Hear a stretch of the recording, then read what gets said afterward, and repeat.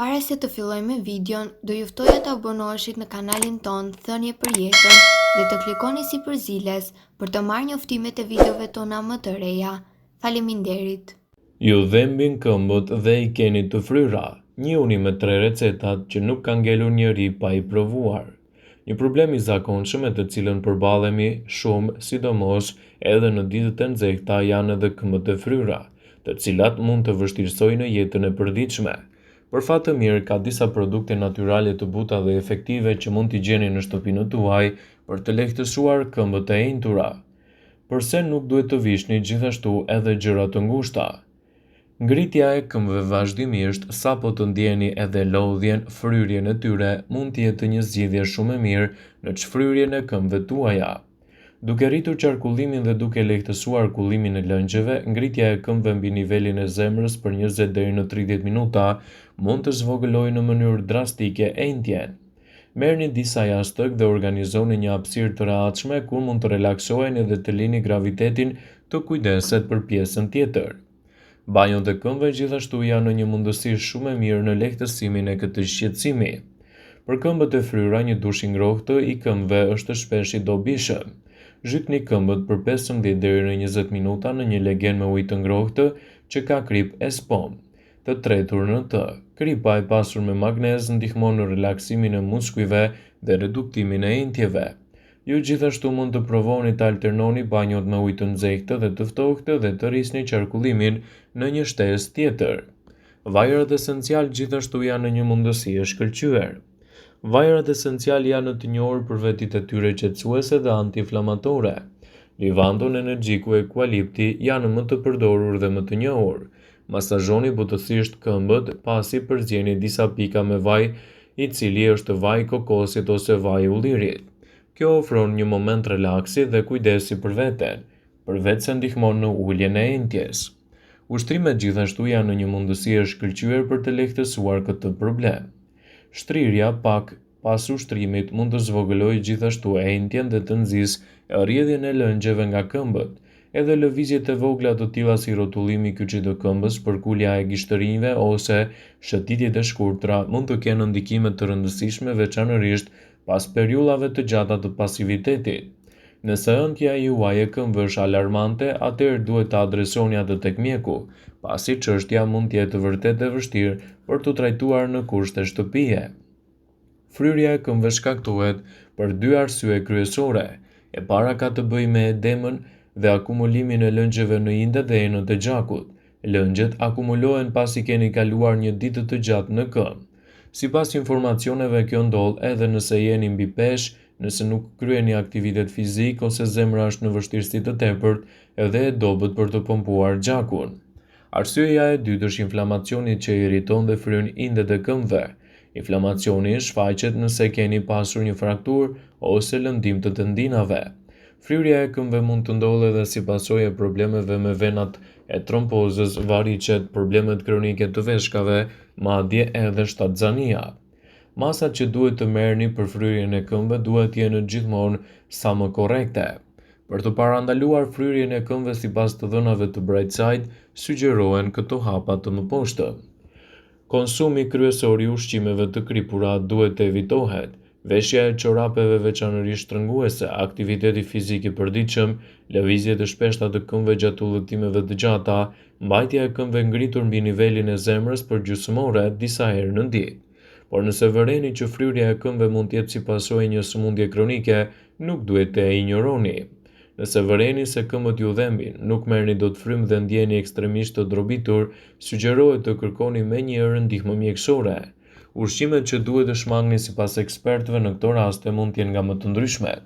Njerëzit që kanë fryrje të përsëritura të këmbëve duhet të shmangin produkte si alkoolin, proteinën shtatzore, mishin e viçit, kafeinën, çokoladën, produktet e bulmetit, ushqimet të skuqura, ullinjt, turshit, duhanin, miellin e bardhë dhe sheqerin.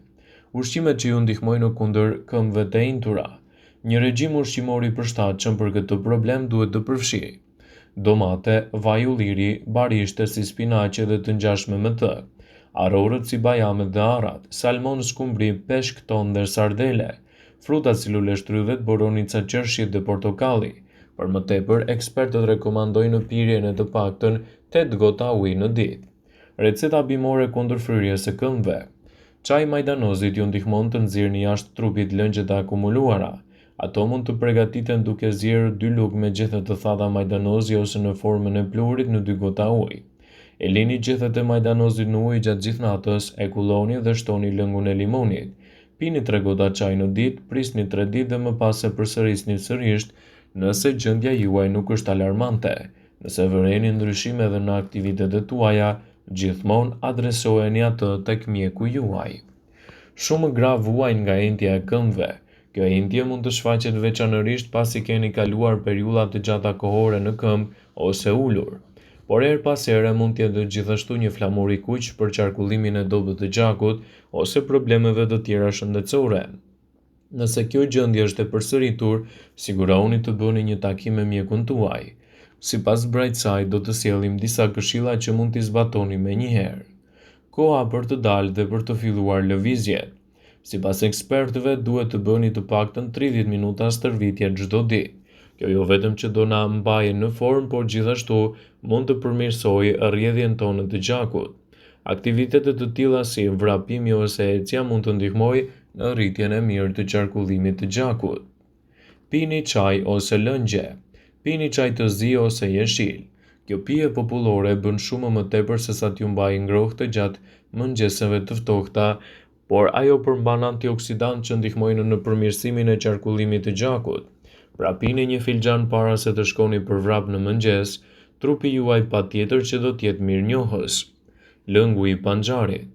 Kombinimi i vitaminave, mineraleve dhe antioksidantëve në këtë pije e bën atë pijen e duhur për të nisur ditën tuaj. Pirja e saj rregullisht mund të ndihmojë në uljen e presionit të gjakut dhe rrjedhimisht çdo efekt anësor që lidhet me këtë gjendje.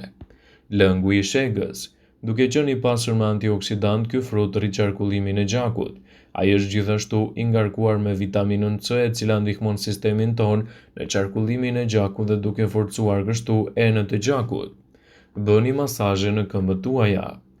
Gjeni pak kohë gjatë ditës të ngarkuar për të përkëdhelur veten me një masazh. Mund të bëni vetë ose të kërkoni një specialist të masazhit.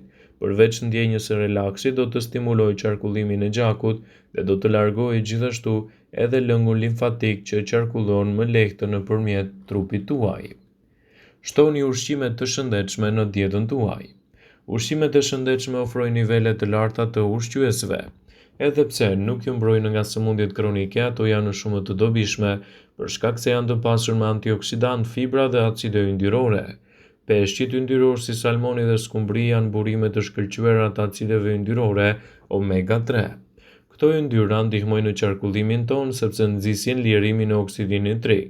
Kjo molekul zgjeron enët e gjakut, rrit funksionin dhe furnizimin me gjak, e përpasoj ul presionin e gjakut. Për ju që jeni vegetarian, mund të merrni këtë komponent përmes panxharit. Ato janë të larta në nitrate, të cilat trupi juaj i konverton në oksid nitrik. Superushqimet të tjera që mund të përfshini në dietën tuaj për të rritur qarkullimin tuaj të gjakut janë zarzavatet me gjethe, qepa, hudra, harrat dhe manaferrat. Investoni më shumë në këpucët tuaja më të mira. Një nga mënyrat më të mira dhe arsyet e entjes së këmbëve mund të jetë edhe zgjidhja e dobët e këpucëve. Sado elegante të jenë këpucët me taka të larta ose me maj nuk i bëjnë asnjë favor trupit tuaj dhe duhet të hiqni dorë nga përdorimi i tyre. Por mos u shqetësoni, kjo nuk do të thotë se ju duhet të hiqni qafe ato. Sigurohuni që të mos vishni ato për një kohë të gjatë dhe përpiquni të kërkoni alternativa të tjera, si për shembull atletet, të cilat ofrojnë mbështetje dhe ekuilibër më të mirë të këmbëve tuaja. Është e rëndësishme që nëse problemi agravon, ta adresoni gjithmonë tek mjeku juaj. Vëmendje. Ju bëjmë me dije se informacionet në këtë video kanë për qëllim që të plotësojnë, të mos zhvendësojnë këshillat e mjekut tuaj ose ofruesit të kujdesit tuaj shëndetësor, dhe nuk kanë për qëllim që të mundësojnë të gjitha përdorimet e mundshme, masat paraprake, ndërveprimet ose dhe efektet e tyre negative në shëndetin tuaj. Pasi ta dëgjonit këtë video, do ju ftoja t'i bënit like dhe ta shpërndanit atë në profilin tuaj në mënyrë që të informohen dhe miqtë tuaj.